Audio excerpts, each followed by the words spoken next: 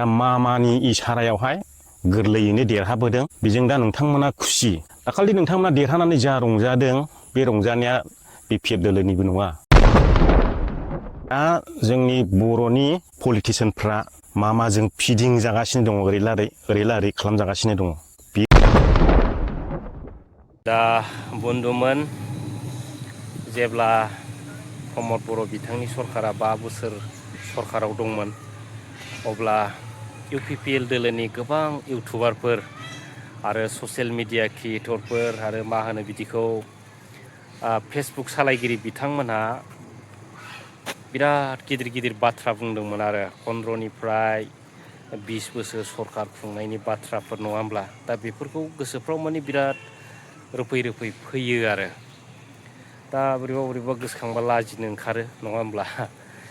दा बिथांमोना सरकार थानाय समाव मा रोखोमै जेननो गोनां जाखो बेनिबो बिराद गाज्रि काहानि दं। थारमाने रायजो राजाफोरखौ बिथांमोना थगायदों, नङा होमब्ला? आरो दिनै बिथांमोना फैनानै माने फाइनाल जेनाखि स्टेज, गावसिनि जेनाखि जोबस्रांनानै हाथफ्लासा जानायनि जेनाखि बोथोर, बे बोथोराव दिनै बिथांमोना बुंबाय माने BJPखौ बिथांमोना सोंखारिनायखौ जों नुदों आरो BJPआ डेन्जार बुस्थु होननानै दिनै बिथांमोना बुंनो हमदों आरो नङा होमब्ला? जेब्ला मानाव गिदिर महिलारि सार बिथांनि BPF सरकारा जेब्ला दिनै एलायन्स सरकाराव दं, अब्ला बिथांमोननि नोजोराव दिनै नुबाय माने BJP दोलोआ गाज्रि जाहैदों, नङा होमब्ला? नाथाय आं बेखौसो बुंगोन, बिथांमोना थांनाय 5 बोसोराव जेब्लानाखि सरकार सालायदोंमोन, अब्ला बिथांमोनाथ' गाज्रिखौ नुवाखैमोन, नङा होमब्ला? बिराद मोजांसो मोनदोंमोन बिसोरो। ओरैबायदि मोजां मोनदों माने बाख्नायदों आरो बाख्नायबाय माने बे 5 बोसोर सरकार सालायनायाव बिथांमोना बाख्नायैनो मा जालांबाय माने सरकारा धंस' जालांबाय आरो, नङा होमबा? ओरैबायदि दंस' जाबाय गाज्रि रोखोमै बिथांमोना दंस' जादों आरो। दा दिनै सिन्था खालामनांगोन बिथांमोना, दिनै BJP दोलोआ बिथांमोनखौ मानो नागारखो, नङा होमब्ला? थारमाने बिथांमोननि जायनाखि मावनाय, जेनाखि गोहो गोलोन्दां बिथांमोननि दोलोखौ नुदों दिनै स्टेट गभर्नमेन्टआ।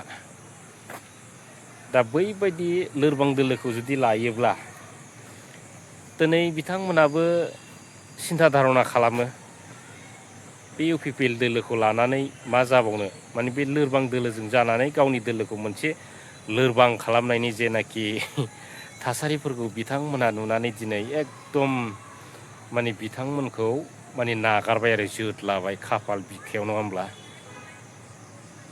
बिदि जादों आरो।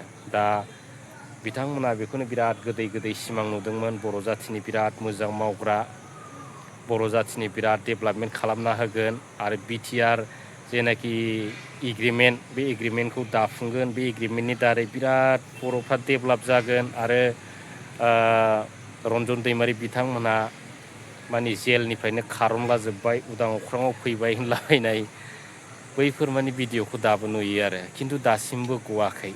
दिनै मोनसे सुक्ति जानानै, नङा होमब्ला? दिनै मोनसे BTR जुदि सान्ति सुक्ति जानानै जुदि सुक्तिखारि बिदा फंबायफ्रा दिनै जेल खानायावनो थानो गोनां जेनाखि जारिमिन, हारिनि थाखाय बिराद गिथाव बे बुस्थुआ, नङा होमब्ला? दिनै सुक्तिखारियानो गवाखैब्ला मा सुक्ति बेलाय, मा सुक्ति बे प्रमद बन्धु बिथांनि सरकारा? फाग्ला दिनैहाय रायजो राजाफ्रा इन्टिलेक्सुयेल बिथांमोना साननो रोङै नामा दिनैनि दिनाव, नङा होमब्ला? दा दिनै बिनि थाखायनो बिथांमोना माइनास जादों, गोबां माइनास जादों।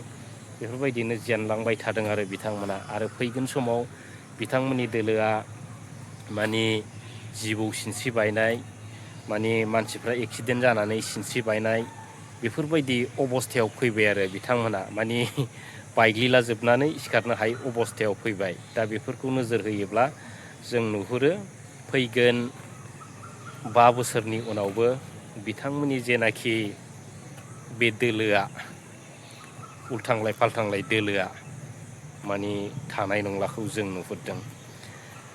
दा आरो गोबां बाथ्रा बुंदों जोंनि सायावबो माखासे इउटुबारफोर हक माखासे फेसबुक सालायगिरि बिथांमोन हक माने नोंथांमोना मोनसेबो खामानि मोना बिदिनो गिदिंलाबायबाय था माने बिराद गाज्रि खोथा बुंलाबायदों आरो फाग्ला जोंनो मोननाय मोनैखौ मानो नांगौ नङा होमब्ला मोनबा मोनबाय मोनाबा मोना नङा होमब्ला बेफोरो माने गाव गावनि सायाव थाबाय माने जोंना सरकारा मोजां खुंथाय खुंनांगौ सारा जोंनि बिटिसिआ डेभेलप जानांगौ उन्नति जानांगौ दा बेखौसोल'सो नांगौ मानो नांगौ पावार थानांगौ दिनै नोंथांमोना बिजेपि दोलोखौ बाख्नायनानै 5 बोसोराव बाख्नायलांबाय जोंनि बिटिसिनि जेनाखि पावार फांसनफोरखौबो 16टा डिपार्टमेन्ट हरलायनानै बिजेपिखौ अनबाय नङा होमब्ला अब्लाबो दिनै नोंथांमोना अननायनि बदलै मा मोनखो मुगैनायसो मोनबाय दा प्रमद बरग'हाइनि सरकारा आरो नैबे बेंलाय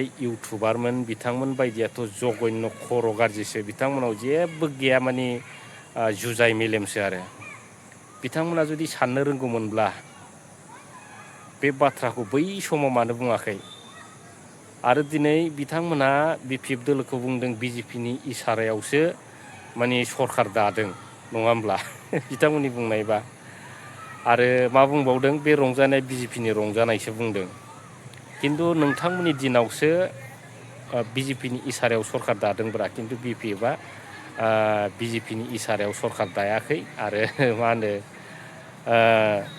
बिपिएफनि सापर्टसो बिथांमोनहा लुगैदों थारमानि मामानि सरकारा आरो दा बे रोखोम अबस्था दा नोंथांमोनाथ' बिराद बुंदोंमोन ना बोरो नोंथांमोना 20-25 बोसोर बिटिसिखौ खुंग्रायालाय खुंबाय थादोब्रा फाग्ला बे जेननाय दोलोखौ लानानै खुंबाय थादो रायजो राजाफोरनो थाखा रानना होदो डेभेलपमेन्टनि खामानि मावबाय थादो आरो माथो नांबावगौ रायजो राजाफ्रा बेखौसो नांगौ नङा होमबा दा नोंथांमोननि बे सरकारखौ दिनैनि दिनाव पावारलेस इउपिपिएल सरकार होननांगोन दा बे रोखोम रायजो राजा नोंथांमोन दिनै बुंबाथ' अनेक खोथा बुंनो गोसो जायो दा दिनैसो इउपिपिएल दोलोनि आइथि सेलफ्रा नुदों आरो पदम बिबार दोलोआ गाज्रि खिन्थु जों दिनैसिमबो मा होनो बिपिएफ दोलोआ एलाइन सरकारावबाबो जों माब्लाबाबो बै दोलोखौ बाख्नाया जोंनि खर' मेलेमाव दं रायजो राजा नोंथांमोन आरो मोनसे खोथाया बेनो मानाव गिदिर महिलारि सार बिथाङा बुंखानाय दं माने थाइसे हरोब्ला माने थाइनै लाबोनाय नङा होमब्ला 10 थाखा हरोबा बेफोरबायदि 100 थाखाखौ लाबोग्रा सासे बिराद गिदिर नेतासो आरो इन्टेलेक्सुवेल दा बेखौनो सिन्था खालामदों रायजो राजाफ्रा नंखायनो फैगोन समफ्राव मा जागोन इउपिपिएल दोलोखौ सापर्ट होग्रा रायजो राजाफोर गैला बायदिखौ आं नुहुरदों आरो बेफोरबायदि अबस्था दा दिनै बाख्नायबावदो नोंथांमोना बिजेपिखौ बिराद बाख्नायदो थांनाय समावथ' गासिबो बाख्नायदोंमोनब्रा नङा होमब्ला बिजेपिनि खियाबो बिराद मोजांमोन नोंथांमोननि थाखाय दा बिदि आरो